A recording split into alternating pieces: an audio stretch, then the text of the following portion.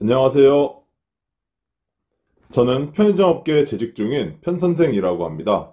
편의점 창업을 희망하시는 예비 점주님들과 기존 점주님들께 도움이 되고자 영상을 만들어 보았습니다. 예전부터 그래왔지만 편의점 출점 경쟁이 엄청납니다. 한 달에 전국에서 편의점 오픈만 약 500개 점씩 하고 있고 폐점은 그 절반 정도 수준이니 순 증가만 따져도 월 250개 정도이고 1년이면 3000개 가까이 순 증가를 하고 있는 셈입니다.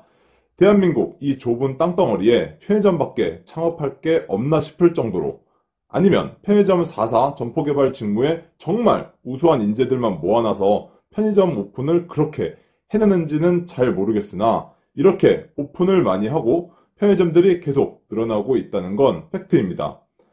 이렇게 치열한 경쟁 속에서 역시 출점 1, 2위는 CU, GS25가 차지하고 있고 3등은 세븐일레븐, 4등은 이마트14 순으로 작년부터 이 순위가 굳어져 왔습니다. 그런데 몇 달 전부터 이상한 이야기가 들려오고 있습니다. 사실 몇 달 전부터는 아니고 작년부터 이런 이야기가 들리곤 했었는데 지금처럼 이렇게 크게 이슈가 되지는 않았습니다. 하지만 요 근래에 정말 많은 사람들이 이야기를 하고 있고 궁금해하셔서 오늘 주제는 세븐일레븐의 비상식적인 오픈에 대해 다루어 보도록 하겠습니다. 그 전에 다음 주 멤버십 영상으로는 오늘 세븐일레븐에 대해 이야기를 하는 김에 추가로 미쳐버린 세븐일레븐의 조건이라는 주제로 영상을 업로드할 예정입니다.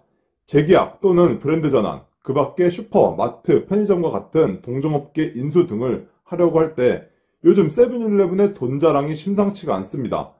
GS25나 CU는 항상 수천억 원씩 영업이익을 내고 있고 심지어 항상 적자만 내고 있었던 이마트14조차 상반기에만 44억 원의 흑자를 내어 세븐일레븐보다 더 나은 실적을 기록하고 있는데 이번 상반기에만 14억 원의 영업이익을 낸 세븐일레븐이 엄청난 조건을 쏟아부으며 점포수 경쟁을 하고 있다고 합니다.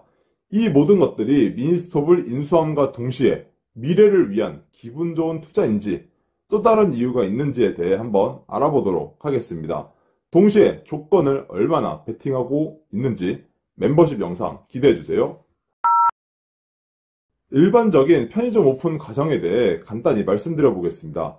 점포 개발 담당이 편의점으로 괜찮겠다 싶은 자리가 있으면 가장 먼저 건축물 대장 확인 및 담배권 취득 가능 여부를 확인하고 건물주와의 임차 조건 협의와 세입자와의 권리금 협의, 명도일자 협의를 마치면 정식적으로 편의점으로 오픈을 할 수 있는 자리라고 보고를 합니다. 윗분들의 승인 득후 편의점 하실 점주님들께 해당 물건을 소개시켜 드립니다. 중간에 많은 과정들이 생략이 되었지만 큰 틀은 이렇게 진행이 됩니다. 그리고 조건 협의 후 해당 자리에 대해 점주님이 하겠다고 결정을 하시면 점주님과 함께 임대차 계약, 권리 계약 후 사업자를 내고 담배를 취득함과 동시에 가맹 계약을 하게 됩니다. 이후 약 8개월 정도의 공사를 마치고 상품 진열을 한 후 편의점 오픈을 하게 됩니다. 하지만 요즘 세븐일레븐의 오픈 방법은 일반적인 오픈과는 뭔가 다릅니다. 물론 다 그렇다는 건 절대 아닙니다. 정상적으로 오픈을 하는 건 제 체감상 한 7, 80% 정도는 되는 것 같고 나머지 20, 30%가 문제가 되고 있습니다. 특히 서울 지역과 수도권 지역에서 이런 일들이 많이 일어나고 있습니다. 요즘 세븐일레븐의 점포 오픈 방식은 편의점 자리가 확정이 되고 운영할 점주님이 없는 상태에서 사업자와 담배권을 취득을 하고 내외부 공사 완료 후 물건들을 진열해 놓지 않은 상태로 간판만 걸어놓고 현수막으로 경영주를 구인한다고 써 붙여놓고 그냥 내버려 둡니다. 내부에 물건들이 없기 때문에 당연히 물건 판매도 안 되고 문 또한 닫혀있는 상태로 수일 동안 또는 최악의 경우 몇 달 동안 방치해 놓습니다. 근데 점주 없이 이게 어떻게 가능하지?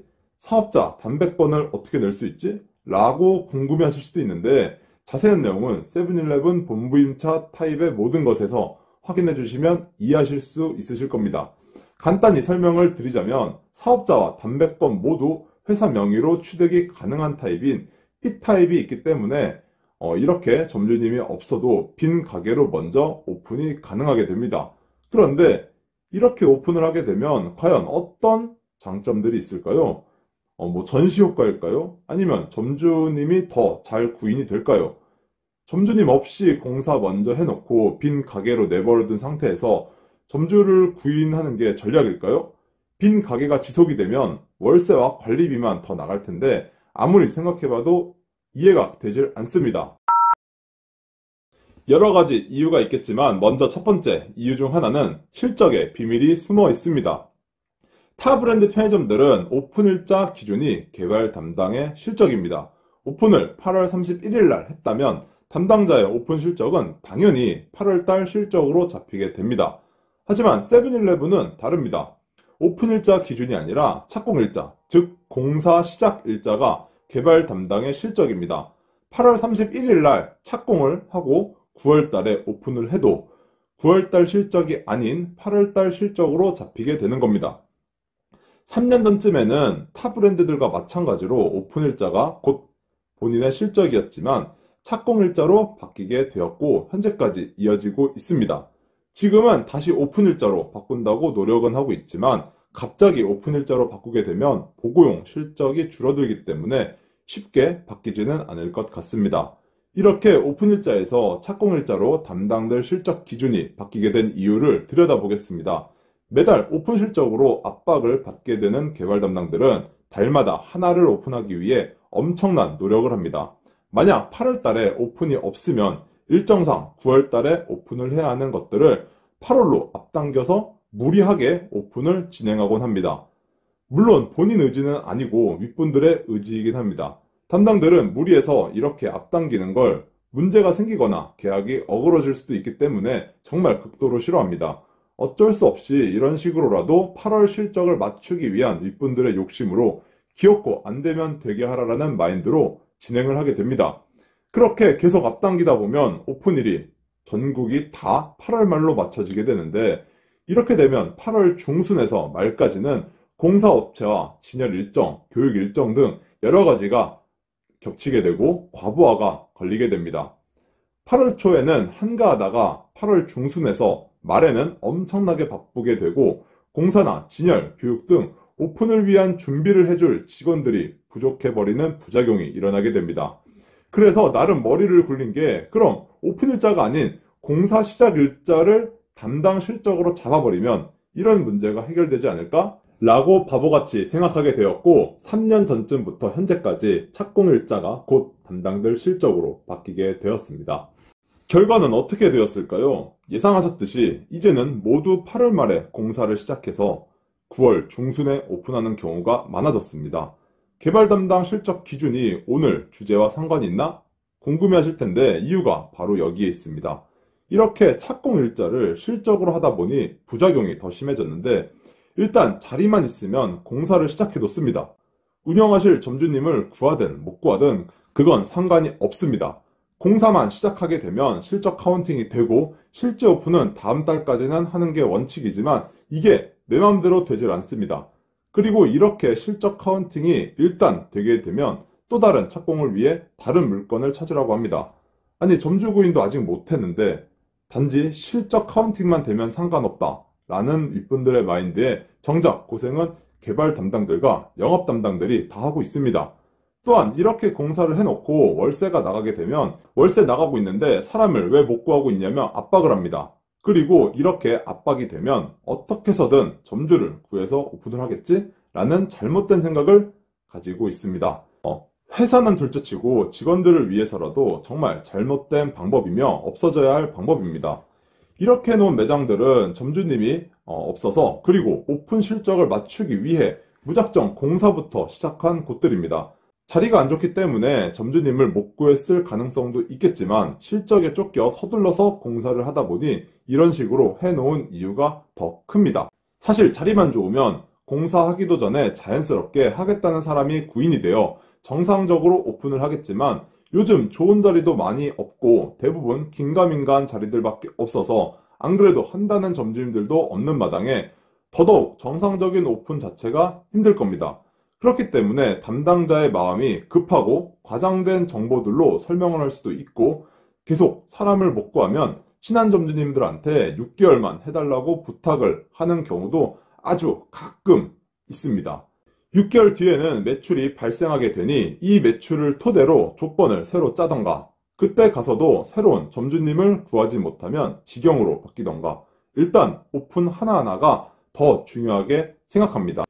이런 것들을 소개받으신 분들은 계약기간 짧게 투자금을 최소화하여 본부임차 타입으로 오픈이 가능하니 정 나는 편의점을 꼭 해야겠다 하시는 분들은 CU나 GS처럼 5년, 4년 계약식해서 후회하느니 그냥 편의점 경험한다 생각하시고 짧게 해보시면서 다음 단계를 준비하시는 것도 나쁘지 않을 것 같습니다. 그리고 급한 쪽은 내가 아닌 세븐 쪽입니다. 이 점이 협상에서 유리하게 작용할 테니 어떤 방법으로 유리하게 계약을 해야 할 수 있을지 고민 한번 해보세요. 단 자리를 그래도 조금은 따져가면서 해야겠지만 혹시 자리가 정말 좋을 수도 있습니다.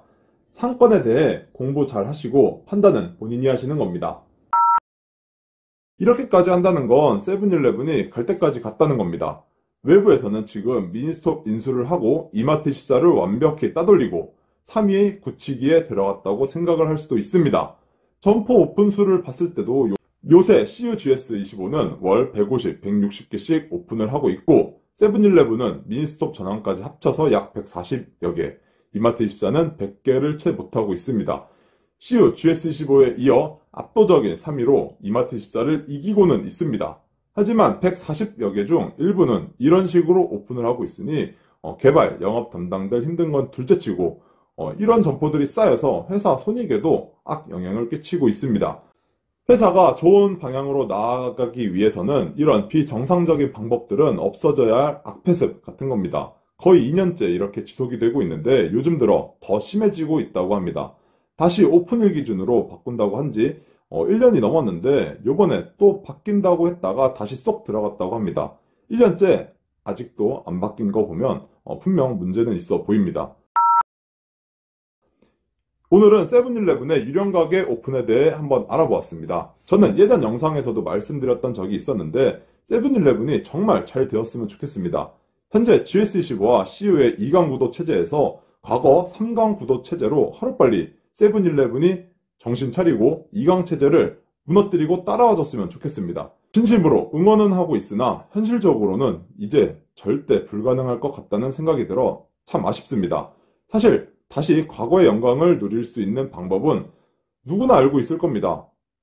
하지만 아무도 그 방법대로 하지 않고 하지 못하고 단기간의 실적에만 급급해서 숲을 보지 못하고 나무만 보는 세븐일레븐의 현 상황이 정말 아쉽습니다.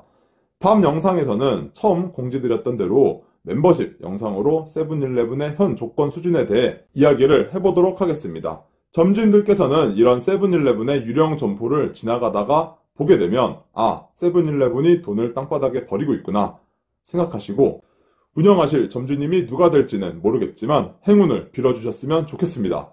지금까지 편선생이었습니다. 시청해주셔서 감사드립니다. 좋은 주말 보내세요.